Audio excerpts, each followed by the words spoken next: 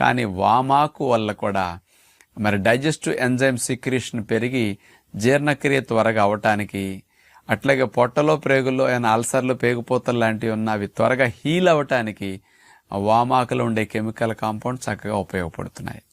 అందుకని అల్సర్స్తో బాధపడే వారికి వామాకు బాగా వాడుకోవటం అనేది చాలా మంచిది.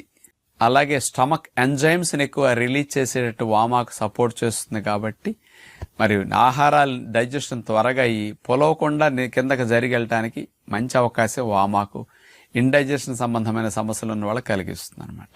ఇక 5వ లాభం తీసుకుంటే, ఈ రోజుల్లో చిన్న వయసులోనే కొలెస్ట్రాల్ ఎక్కువ పెరగటం, గుండె జబ్బులు రావటం, మరి చాలామందికి రక్తనాళాల్లో పూడికలు వచ్చి ఇబ్బంది పడటం, ఎల్డిఎల్ ఇట్లాంటివి బాగా ఎక్కువ అవటం, ట్రైగ్లిజరైడ్స్ పెరగటం చూస్తున్నాం కదా.